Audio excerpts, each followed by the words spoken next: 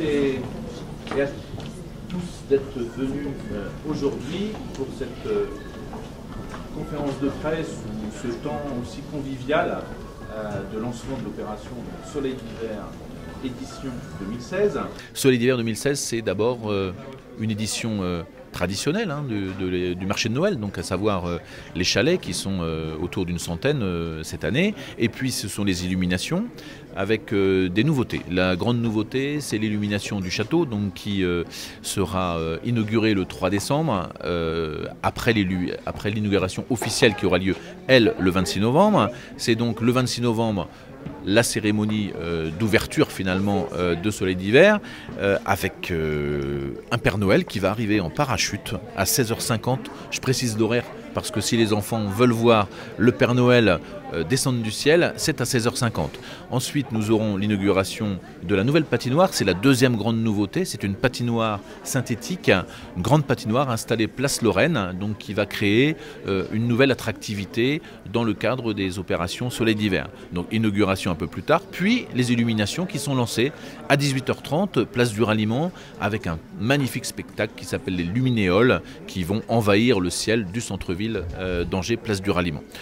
Nous avons à nouveau la Grande Roue, bien évidemment, qui est installée dans le Jardin du Mail, et puis un ensemble de recompositions d'illumination avec une trentaine d'arbres cette année qui vont être illuminés dans le cœur de ville et dans les quartiers, et puis des nouvelles portes lumineuses. On a un renouvellement de 20% de l'offre sur le marché de Noël cette année, et puis donc il faut venir découvrir puisque 20% de renouvellement c'est beaucoup, et en même temps nous avons aussi des commerçants d'Angers sédentaires qui s'installent dans les chalets de Noël, et nous avons des commerçants du Maine-et-Loire, donc ce qui représente à peu près 20% du taux d'occupation qui est fait par des commerçants de la ville d'Angers ou du Maine-et-Loire. Donc les vitrines d'Angers interviennent en complément des activités de la ville.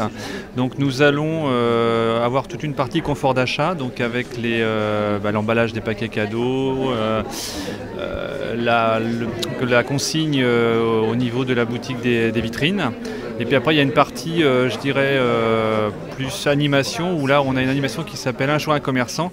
Donc en fait on met à disposition d'un commerçant le chalet pendant une journée. C'est-à-dire qu'en fait ça c'est les commerçants qui sont intéressés donc postulent à cette animation. Nous après on fait un tirage au sort en attribuant les jours et le commerçant profite du chalet une journée complète pour faire la promotion de ses produits, pour présenter de nouveaux produits ou carrément faire de la vente dans le chalet.